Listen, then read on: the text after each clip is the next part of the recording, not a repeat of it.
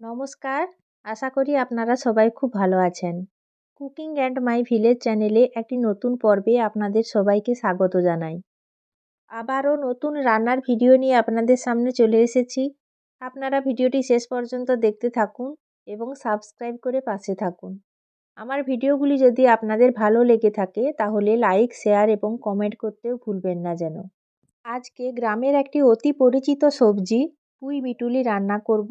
তো বেরিয়ে পড়েছি পুঁই বিটুলি তুলতে, কিন্তু যাওয়ার পথে দেখছি চন্দনী গাছগুলোতে ফুল ফুটেছে আর উত্তরের হাওয়াতে দুলছে, দেখে তো খুব ভালো লাগছে।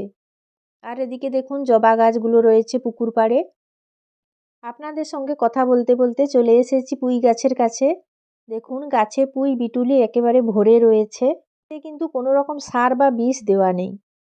বাড়ির গাছ থেকে টাটকা পুঁই ফুলগুলো আমি তুলে নিচ্ছি। গ্রামে এইসব সবজি সহজেই পাওয়া যায়, প্রায় সবার বাড়িতেই থাকে, কিন্তু শহরে আবার এইসব সবজি অনেক দাম দিয়ে কিনে খেতে হয়। কথা বলতে বলতে আমি পুঁই ফুলগুলো তুলে নিচ্ছি।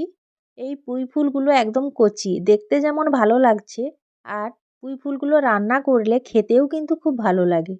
দেখুন পুঁই ফুলগুলো তোলা হয়ে গেছে আমার। এবার যাব বাড়ির দিকে।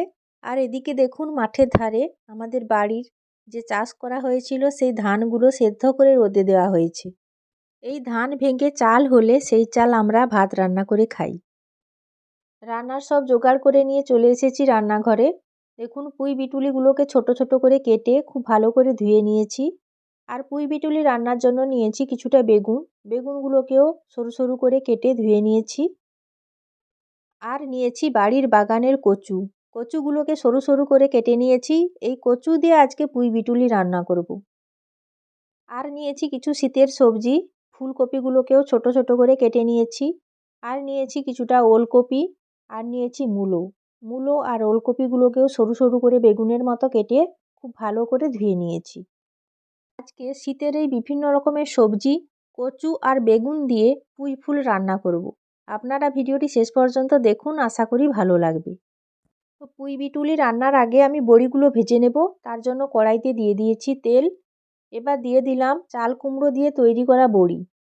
এবার বড়িগুলোকে নেড়ে চেড়ে খুব ভালো করে ভেজে নেব। দেখুন বড়িগুলোর কালার চেঞ্জ হয়ে গেছে, ভাজা হয়ে গেছে, এবার তুলে নিলাম। বড়ি ভাজা তেলের মধ্যে সবজি রান্নার জন্য দিয়ে দিলাম 5 ফোড়ন। এবার দিয়ে দিচ্ছি 2টো তেজপাতা। ফোড়নের জন্য দিয়ে দিচ্ছি শুকনো লঙ্কা। এবার নাড়াচাড়া করে ফোড়ন খুব ভালো করে ভেজে নেব। দেখুন ফোড়নটা খুব ভালো করে ভেজে নিয়েছি, খুব ভালো একটা গন্ধ বেরিয়েছে। এবার দিয়ে দিলাম পেঁয়াজ কুচি আর কিছু কাঁচা লঙ্কা কুচি। দিয়ে দিচ্ছি লবণ, দিচ্ছি হলুদ গুঁড়ো, আর দিচ্ছি কিছুটা লঙ্কার গুঁড়ো। এবার নেড়ে চেড়ে মশলাটাকে খুব ভালো করে কষিয়ে নেব।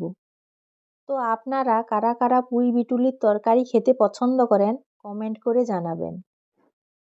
দেখুন মশলাটা কষানো হয়ে গেছে, মশলা থেকে তেল ছেড়ে গেছে। এবার দিয়ে দিলাম কেটে রাখা ফুলকপি, ওলকপি আর মূলো। দিয়ে দিচ্ছি কেটে রাখা কচু। এবার এই সবজিগুলোকে নাড়াচাড়া করে মশলার সঙ্গে কিছুটা কষিয়ে নেব। এই সবজিগুলো কিছুটা কষানো হয়েছে, এবার দিয়ে দিলাম পুঁই বিটুলি আর দিয়ে দিচ্ছি কেটে রাখা বেগুন। আবারও পুঁই বিটুলি আর বেগুনকে ভালো করে সবজির সঙ্গে কষিয়ে নিচ্ছি। দেখুন খুন্তি দিয়ে নাড়াচাড়া করে আমি সবজিগুলোকে উপর নিচ করে দিচ্ছি, তাহলে খুব ভালোভাবে কষানো হবে। ওপর থেকে দিয়ে দিলাম কিছুটা আদা বাটা। আদা বাটা সব সবজির সঙ্গে নেড়েচেড়ে মিশিয়ে নিচ্ছি। এই পুঁই ফুল রান্নাতে আমি খুব বেশি জল ব্যবহার করব না। এইভাবে বারবার নাড়াচাড়া করব আর ঢাকা দেব। এইভাবে সবজিটা আমি রান্না করব। কিছু সময় পর ঢাকা খুলে নিলাম। সবজিগুলো খুব ভালোভাবে কষানো হয়ে গেছে। এবার কিছুটা সর্ষে বাটা আমি জলে গুলে রেখেছিলাম, সেই সর্ষে বাটা গোলা জলটা আমি সবজির মধ্যে দিয়ে দিচ্ছি। সবজি সেদ্ধ হওয়ার জন্য আর সামান্য পরিমাণে কিছুটা জল লাগবে, তাই আর কিছুটা জল দিয়ে দিলাম। জল দিয়ে আবারও নাড়াচাড়া করে দিলাম। দেখুন কিছু সময় পর ফিরে চলে এসেছি, জল শুকিয়ে গেছে সবজি থেকে। আর স্বাদের জন্য দিয়ে দিলাম পরিমাণ মতো চিনি। এই পুঁই বিটুলির তরকারি হালকা মিষ্টি মিষ্টি লাগলে খেতে খুব ভালো লাগে। দেখুন গা মাখা হয়ে গেছে সবজিটা, আর খুব ভালো গন্ধও বেরিয়েছে। রান্নাটা আমার হয়ে গেছে, এবার আমি ঢেলে নিচ্ছি। এইভাবে কচু দিয়ে পুঁই বিটুলির তরকারি রান্না করে খাবেন, খেতে কিন্তু খুব ভালো লাগে। ওপর থেকে দিয়ে দিয়েছি ভেজে রাখা চাল কুমড়োর বড়িগুলো। এই সবজির সঙ্গে বাড়িতে তৈরি করা চাল কুমড়োর বড়ি খেতে খুব ভালো লাগে, আর তরকারির স্বাদও আরও বেড়ে যায়।